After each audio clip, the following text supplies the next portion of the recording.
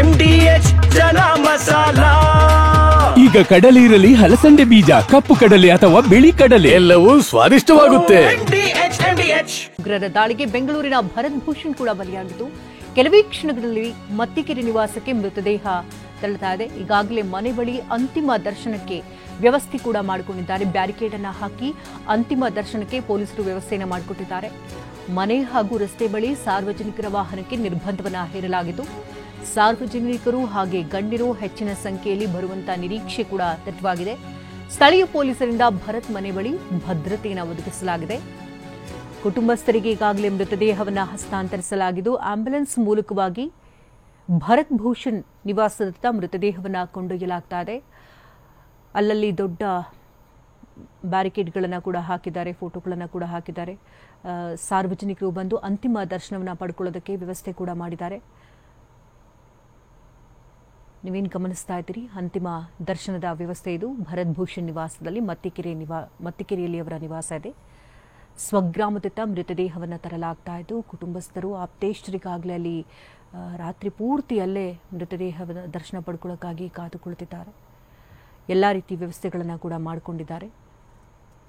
ಯಾವುದೇ ರೀತಿ ಅಹಿತಕರ ಘಟನೆಗಳು ನಡೆದೇ ಇರಲಿ ಅಂತ ಹೆಚ್ಚಿನ ಪೊಲೀಸರ ಭದ್ರತೆ ಕೂಡ ನಿಯೋಜನೆ ಮಾಡಿದ್ದಾರೆ. ಸಾರ್ವಜನಿಕರ ದರ್ಶನಕ್ಕೂ ಕೂಡ ಅಲ್ಲಿ ವ್ಯವಸ್ಥೆಯನ್ನು ಮಾಡಿದ್ದು, ಅಲ್ಲಿ ಪೆಂಡಾಲ್ ಕೂಡ ಹಾಕಿದ್ದಾರೆ. ಒಂದಷ್ಟು ಚೇರ್ಗಳನ್ನು ಕೂಡ ಇರಿಸಲಾಗಿದೆ. ಇನ್ನು ಅಂತಿಮ ನಮನವನ್ನು ಸಲ್ಲಿಸುವಂತಹ ನಿಟ್ಟಿನಲ್ಲಿ ಅಲ್ಲಿ ಒಂದಷ್ಟು ಫೋಟೋಗಳನ್ನು ಕೂಡ ಹಾಕಿದ್ದಾರೆ.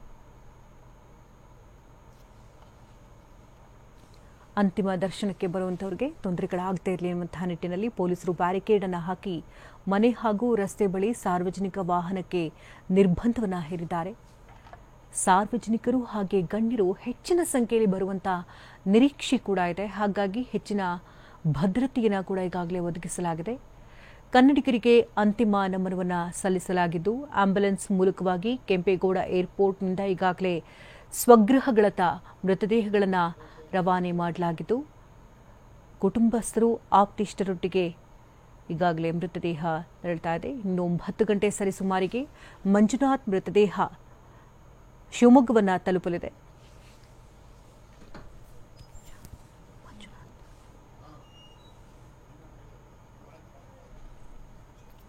ಇನ್ನು ಭರತ್ ಭೂಷಣ್ ನಿವಾಸದಿಂದ ಅಂದರೆ ಮತ್ತಿಕೆರೆಯಲ್ಲಿ ಅವರ ನಿವಾಸ ಇದೆ. ಅಂತಿಮ ದರ್ಶನಕ್ಕೆ ವ್ಯವಸ್ಥೆಯನ್ನು ಮಾಡಿಕೊಂಡಿದ್ದಾರೆ.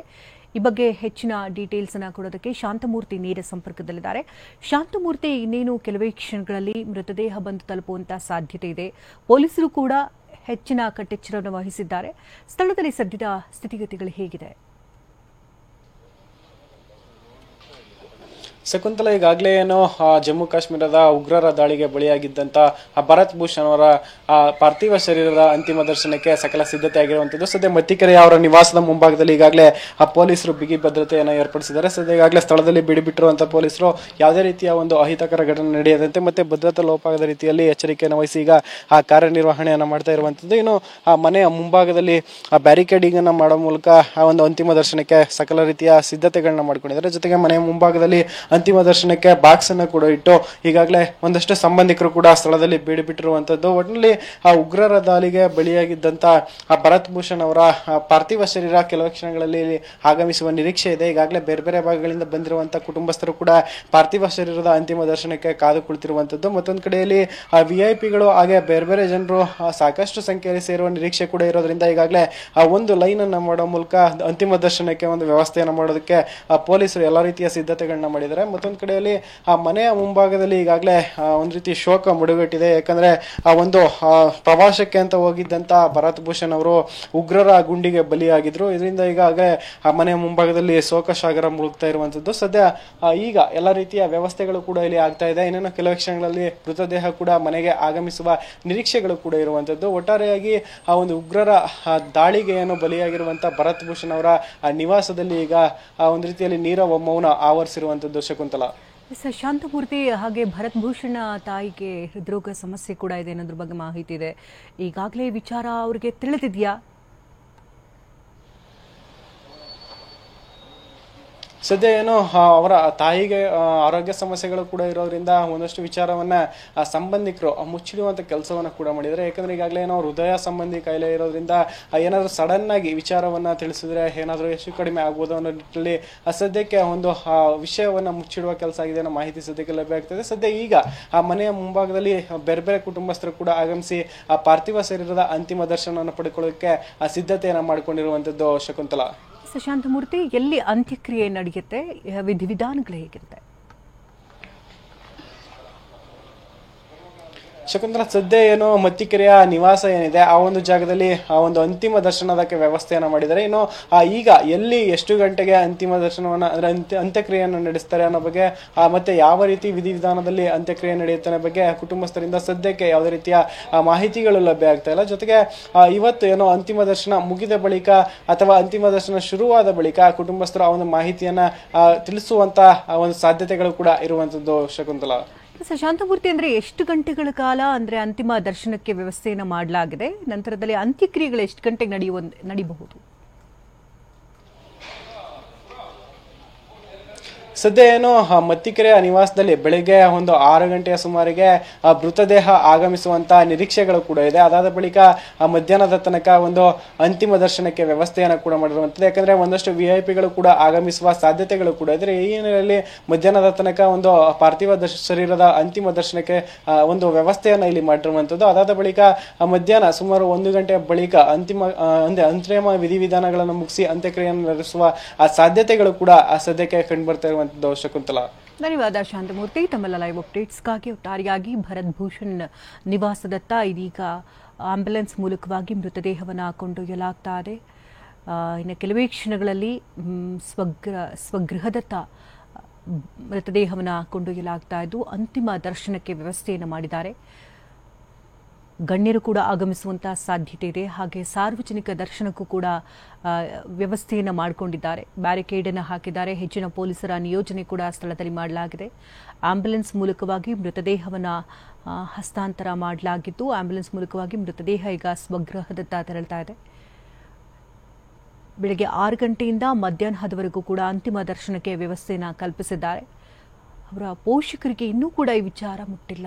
ಯಾಕೆಂದರೆ ಆರೋಗ್ಯದ ಸಮಸ್ಯೆಗಳು ಕಾಡ್ತಾ ಇರೋದ್ರಿಂದಾಗಿ ಏಕಾಏಕಿ ವಿಚಾರ ಏನಾದರೂ ಹೇಳಿಬಿಟ್ರೆ ಅವರ ಆರೋಗ್ಯದಲ್ಲಿ ಏನಾದರೂ ಹೆಚ್ಚು ಕಡಿಮೆ ಆಗ್ಬಿಡುತ್ತೋ ಅಥವಾ ತಮ್ಮ ಪುತ್ರ ಇನ್ನಿಲ್ಲ, ಯಾಕೆಂದರೆ ಪುತ್ರ ಶೋಕ ಅನ್ನೋದು ನಿರಂತರ ಅಂತ ಹೇಳ್ತಾರೆ. ಈ ಶೋಕವನ್ನು ತಂದೆ ತಾಯಿಗಳು, ಆ ಹಿರಿ ಜೀವಗಳು ಅದು ಹೇಗೆ ತಡ್ಕೊಳುತ್ತವೋ ನಿಜಕ್ಕೂ ಕೂಡ ಗೊತ್ತಿಲ್ಲ. ಹಾಗಾಗಿ ಇಲ್ಲಿವರೆಗೂ ಕೂಡ ಈ ವಿಚಾರವನ್ನು ಅವರಿಂದ ಮುಚ್ಚಿಡಲಾಗಿದೆ. ಏಕಾಏಕಿಯಾಗಿ ಪುತ್ರನನ್ನು ಶವವಾಗಿ ಕಾಣ್ತಾರೆ ಅಂದರೆ ಆ ತಾಯಿ ಹೃದಯ ಅದು ಯಾವ ರೀತಿ ವಿಲವಿಲ ಅಂತ ಒದ್ದಾಡುತ್ತೋ ಗೊತ್ತಿಲ್ಲ. ನೀನು ಕೆಲವೇ ಕ್ಷಣಗಳಲ್ಲಿ ಮೃತದೇಹವನ್ನು ಆಂಬ್ಯುಲೆನ್ಸ್ ಮೂಲಕವಾಗಿ ಕೊಂಡೊಯ್ತಾ ಇದ್ದಾರೆ. ಸ್ವಗೃಹದತ್ತ ತೆರಳುತ್ತಾನೆ. ಅಲ್ಲೆಲ್ಲ ವ್ಯವಸ್ಥೆಗಳನ್ನು ಕೂಡ ಈಗಾಗಲೇ ಮಾಡಿಕೊಂಡಿದ್ದಾರೆ. ಇನ್ನು ಭರತ್ ಭೂಷಣ್ ಅಂತ್ಯಕ್ರಿಯೆಯಲ್ಲಿ ಕೇಂದ್ರ ಸಚಿವ ಸೋಮಣ್ಣ ಕೂಡ ಅವರು ಪಾಲ್ಗೊಳ್ತಿದ್ದಾರೆ.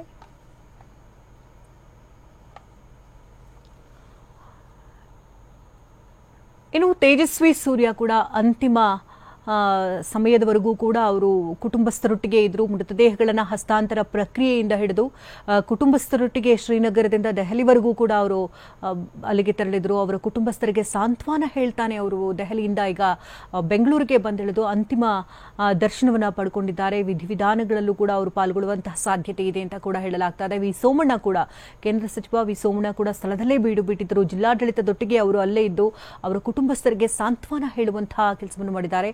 ಈ ರೀತಿಯ ಹೇಯ ಕೃತ್ಯಗಳು ಎಂದಿಗೂ ಕೂಡ ಕ್ಷಮಿಸಲಾಗಲ್ಲ ಅಂತ ಸೋಮಣ್ಣ ಹೇಳಿದ್ರು.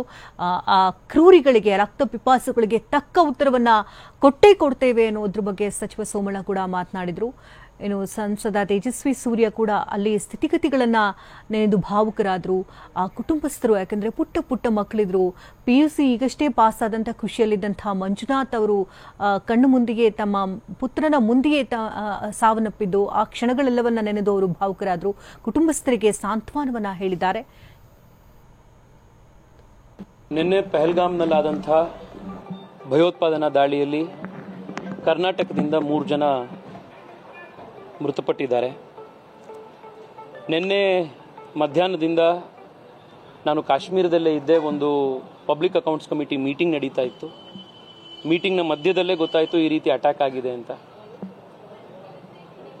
ಆಗ್ನಿಂದ ಈಗಿನವರೆಗೆ ಅಲ್ಲಿನ ಸ್ಥಳೀಯ ಅಧಿಕಾರಿಗಳ ಜೊತೆಗೆ, ಲೆಫ್ಟಿನೆಂಟ್ ಗವರ್ನರ್ ಆಫೀಸ್ನ ಜೊತೆಗೆ, DC DIG ಆಫೀಸ್ಗಳ ಜೊತೆಗೆ, ನಮ್ಮ ರಾಜ್ಯದ ಚೀಫ್ ಸೆಕ್ರೆಟರಿಯವರು, ನಮ್ಮ ರಾಜ್ಯದಿಂದ ನಿಯುಕ್ತರಾದಂಥ ಚೇತನ್ ಅನ್ನುವಂಥ ಅಧಿಕಾರಿಯವರ ಜೊತೆಗೆ, DGCA ಮತ್ತು CASFನ ಜೊತೆಗೆ ಕೋಆರ್ಡಿನೇಷನ್ ಮಾಡಿ ಬೆಂಗಳೂರಿಗೆ ಇವತ್ತು ಮುಂಜಾನೆ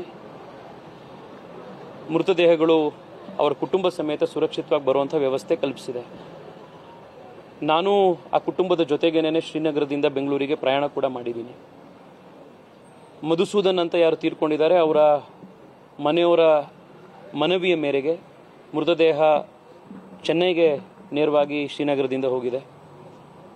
ಭರತ್ ಭೂಷಣ್ ಅವರು ಮತ್ತು ಮಂಜುನಾಥ್ ಅವರ ಕುಟುಂಬ ಮತ್ತು ಅವರ ಪಾರ್ಥಿವ ಎರಡೂ ಬೆಂಗಳೂರಿಗೆ ಸುರಕ್ಷಿತವಾಗಿ ಬಂದು ತಲುಪಿದೆ. ಬಹುಶಃ ದೇಶದ ಇತಿಹಾಸದಲ್ಲಿ, ಕಾಶ್ಮೀರದ ಇತಿಹಾಸದಲ್ಲಿ ಇಷ್ಟು ಬರ್ಬರವಾದಂಥ ಒಂದು ಅಮಾನವೀಯವಾದಂಥ ಒಂದು ಟೆರರಿಸ್ಟ್ ಅಟ್ಯಾಕನ್ನು ನಾವೆಂದೂ ಕೂಡ ನೋಡಿರಲಿಲ್ಲ. 12ನೇ ಕ್ಲಾಸ್ ಎಕ್ಸಾಮ್ ಮುಗಿಸಿ 96% ಮಾರ್ಕ್ಸ್ ಬಂತು ಅಂತ ಆ ಸಂಭ್ರಮದಲ್ಲಿ ಮೊದಲನೇ ಬಾರಿಗೆ ಫ್ಲೈಟ್ ಹತ್ತಿ, ವಾಹ್, ಯಾಕೆ ಈಗ ಬಂತ ಸ್ವಾದ? ಖಂಡಿತ ಈಗ ಬಂತು ಅಸಲಿ ಸ್ವಾದ. MDH chunky chaat masala life ಅಲ್ಲಿ ಅಸಲಿ ಸ್ವಾದ ತರುತ್ತೆ. ಅಸಲಿ ಮಸಾಲ, ಎಸ್ ಎಸ್ MDH.